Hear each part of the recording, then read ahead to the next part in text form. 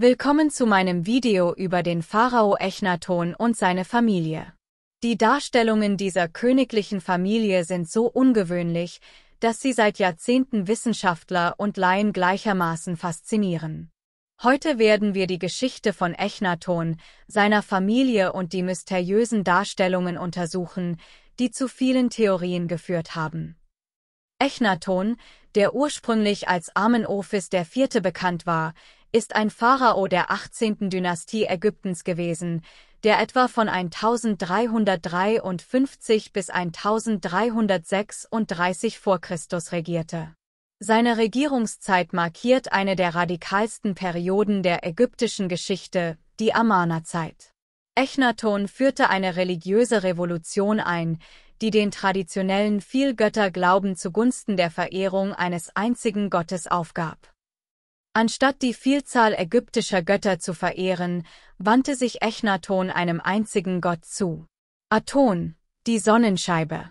Dieser Wandel war radikal und führte zu weitreichenden Veränderungen im religiösen, kulturellen und politischen Leben Ägyptens.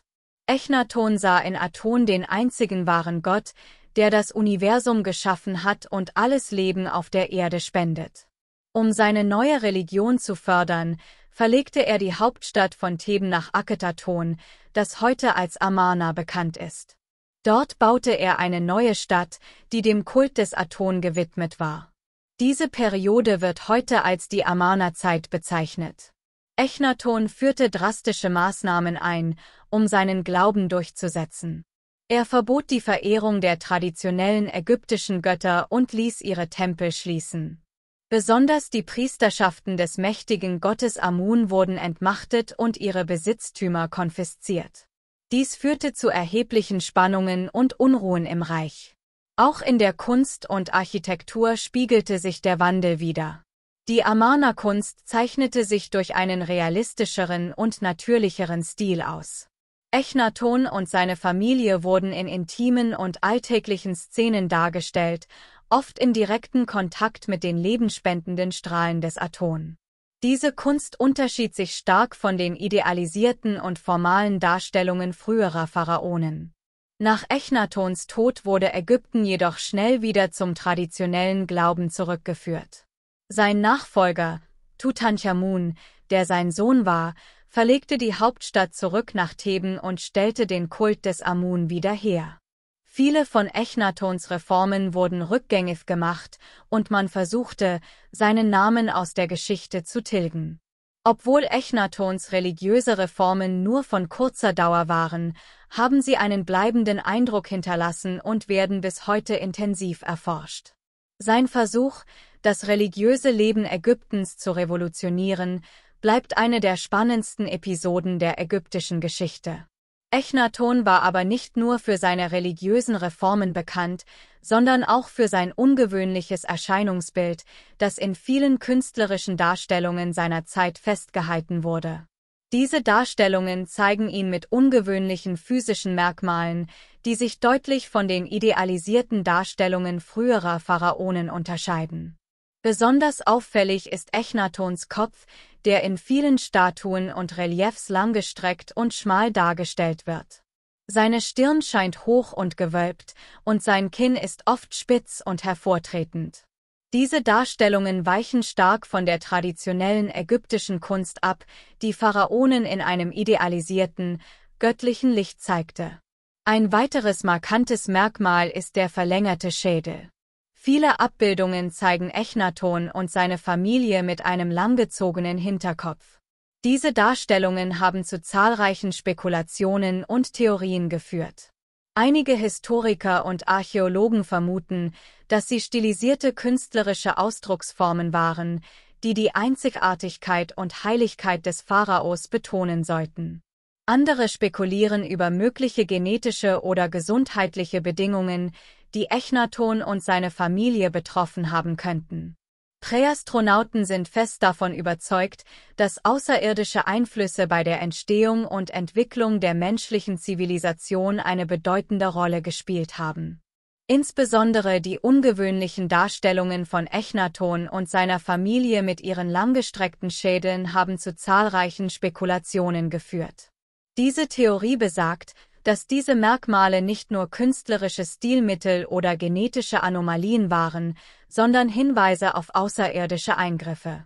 Echnatons Hauptfrau war die berühmte Königin Nofretete, deren Büste eines der bekanntesten Kunstwerke der Welt ist.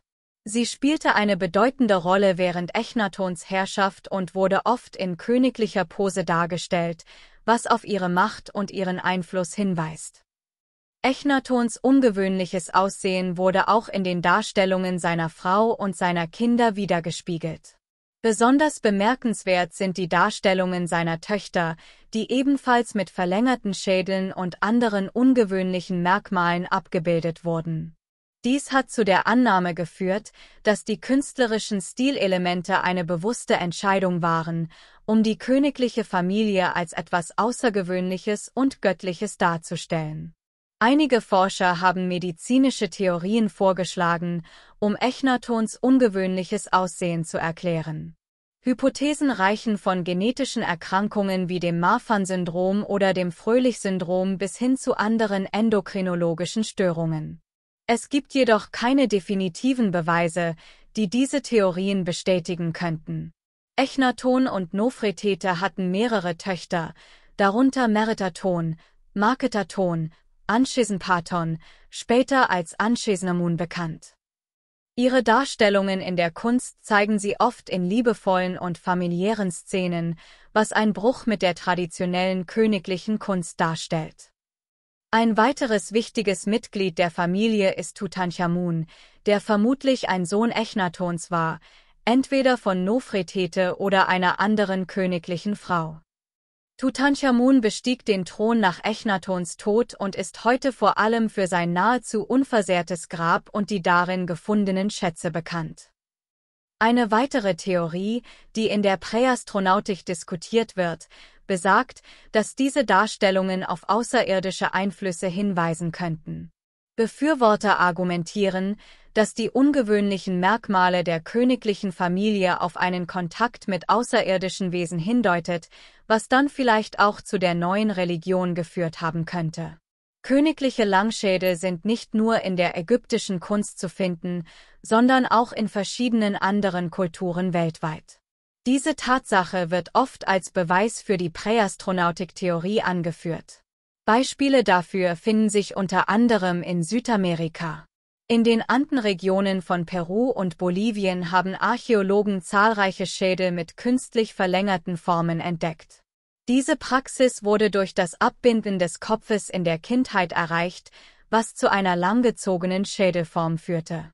Die Paracas-Kultur ist besonders bekannt für ihre extrem verlängerten Schädel, die oft als Hinweis auf eine fremde oder übernatürliche Herkunft interpretiert werden. In der prähistorischen europäischen Archäologie wurden ebenfalls verlängerte Schädel gefunden. In einigen Fällen wurden diese Schädel durch ähnliche Methoden der Kopfmodifikation wie in Südamerika erzeugt. Die Merowinger-Dynastie in Frankreich ist ein weiteres Beispiel für eine königliche Familie, die als Träger dieser ungewöhnlichen Merkmale betrachtet wird. Auch in afrikanischen Kulturen, insbesondere in der Region um den Nil, wurden Hinweise auf künstlich verlängerte Schädel gefunden. Dies wird oft als kulturelle Parallele zu den Praktiken in Ägypten gesehen. Es gibt aber auch Berichte über Schädel mit natürlicher Längung, die nicht durch kulturelle Deformation verursacht wurden. Ein bekanntes Beispiel dafür sind die Paracas-Schädel aus Peru. Die Paracas-Kultur, die zwischen etwa 800 v. Chr. und 100 v. Chr. existierte, hinterließ eine Reihe von Schädeln mit ungewöhnlich langgestreckter Form. Diese Schädel sind ein interessantes Studienobjekt für Archäologen und Anthropologen, da sie auf natürliche genetische Merkmale oder möglicherweise auf eine bestimmte Praxis der Körpermodifikation innerhalb dieser Kultur hindeuten könnten, die jedoch bisher nicht eindeutig geklärt ist. In der wissenschaftlichen Literatur werden solche natürlichen Langschädel in der Regel als pathologisch betrachtet, da sie oft mit genetischen oder entwicklungsbedingten Anomalien in Verbindung gebracht werden. Jüngste DNA-Analysen der Mumien von Echnaton, Tutanchamun und anderen Mitgliedern der königlichen Familie haben interessante Ergebnisse geliefert. Die Analysen bestätigten die familiären Verbindungen und lieferten Hinweise auf mögliche genetische Erkrankungen. Es wurde jedoch kein eindeutiger genetischer Defekt identifiziert, der die ungewöhnlichen Darstellungen vollständig erklären könnte. Die Darstellungen von Echnaton und seiner Familie bleiben eines der interessantesten Rätsel der ägyptischen Geschichte. Ob symbolisch, medizinisch oder außerirdisch beeinflusst, sie bieten einen einzigartigen Einblick in eine der revolutionärsten Perioden des alten Ägypten. Ob Echnaton tatsächlich einen verlängerten Schädel hatte, ist ein kontroverses Thema in der Ägyptologie.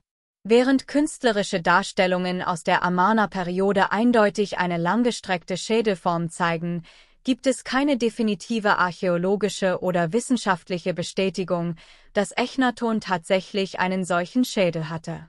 Es gibt keine absolute Sicherheit bei der Identifizierung der Mumie von Echnaton. Einige Forscher spekulieren, dass die im Grab Kafau 55 gefundenen Überreste möglicherweise ihm gehören könnten, dies ist jedoch umstritten. Untersuchungen dieser Mumie haben keine Hinweise auf einen verlängerten Schädel erbracht. Ähnliche Untersuchungen an anderen Mumien, die möglicherweise zur königlichen Familie der Amarna-Zeit gehören, wie die von Tutanchamun, zeigen ebenfalls keine derartigen Merkmale. Theorien über genetische Anomalien wie das Marfan-Syndrom oder andere endokrinologische Störungen sind spekulativ und durch überzeugende genetische Beweise bisher nicht bestätigt worden. Es gibt keine Hinweise darauf, dass Schädeldeformation im alten Ägypten eine verbreitete Praxis war. Im Gegensatz dazu zeigen archäologische Funde aus anderen Kulturen, wie der Paracas-Kultur in Peru, eindeutige Beweise für künstliche Schädeldeformation. Was denkst du über diese ungewöhnlichen Darstellungen von Echnaton und seiner Familie oder die verschiedenen Theorien? Teile deine Gedanken wie immer in den Kommentaren. Vielen Dank fürs Zuschauen und bis zum nächsten Mal.